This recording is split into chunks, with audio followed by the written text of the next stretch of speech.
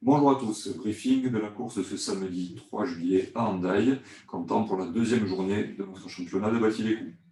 Le rendez-vous est donné à 10 heures devant Tribord pour l'assistance terre et mer, et à 10h30 sur l'eau pour l'ensemble des Bati-les-Coups.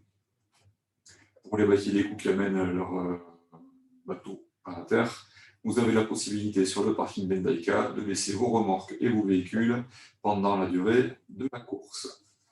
Donc dès 10h30, Chomin vous remettra les VHF, ça laissera donc une demi-heure avant le départ du premier concurrent pour que tout le monde puisse finir de s'échauffer et poser les éventuelles questions sur le parcours. Donc le format de la course sera un contre-la-montre d'une longueur de 3000 avec un départ toutes les minutes à partir de 11h dans l'ordre du classement général à l'issue de la première étape. Je vous diffuserai demain dans la journée l'ordre de départ en fonction des Bati-les-Coups qui participeront ou pas à la course de ce samedi. Donc le départ se fera depuis une bouée qui est mouillée au port de plaisance, à laquelle sera amarré un boot. Donc le barreur tiendra le boot et à l'ordre du starter lâchera le boot pour le départ. Comme sur les courses de l'an dernier, en cas de départ anticipé, c'est-à-dire si le barreur lâche le boot avant que le starter ait dit stop, une pénalité de 10 secondes sera attribuée à l'équipage.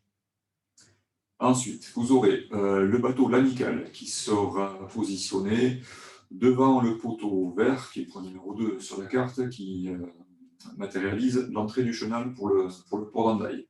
Donc vous contournez le poteau, pas le bateau, vous contournez le poteau. Ça, c'est le premier virement de bouée. Ensuite, vous avez 2 bouées jaunes qui protègent l'aéroport. La zone à l'intérieur de ces bouées est interdite à la navigation.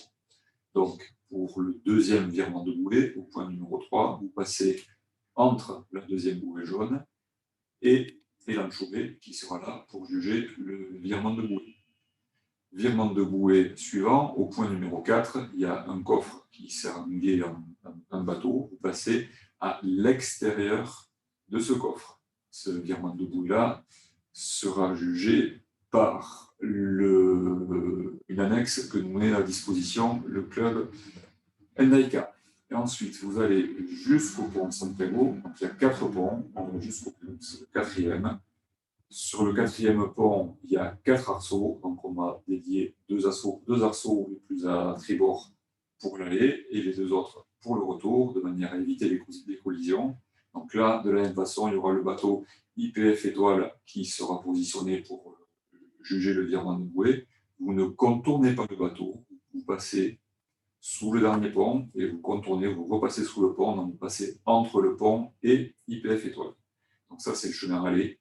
Et au chemin retour, vous passez au virement de bouée numéro 6 entre le coffre et l'annexe d'Hendaïka, ce qui évitera de croiser les concurrents qui seront encore sur l'allée pour les premiers à passer.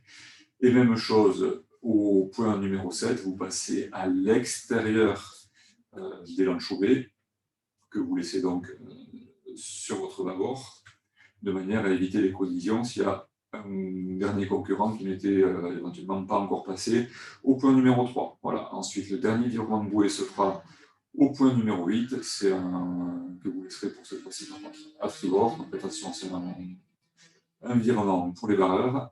Et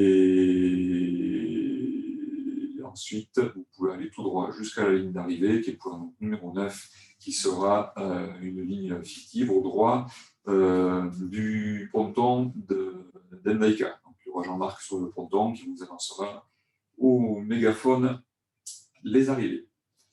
Une fois que le dernier concurrent est arrivé, le comité de course se réunira sur le bateau et l'anchouvet cette semaine. Le comité de course est composé de Chomin, donc notre directeur de course, qui sera sur le bateau Aitama pendant la course.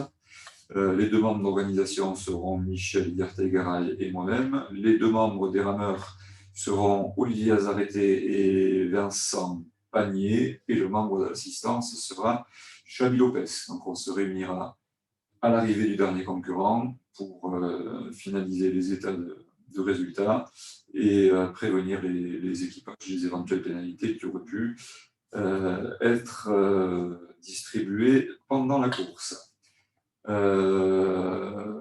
Une fois le comité réalisé, donc nous remettrons depuis l'Anchobé Licourigna au vainqueur. Il y a un membre de la mairie d'Andaille qui nous rejoindra pour la remise.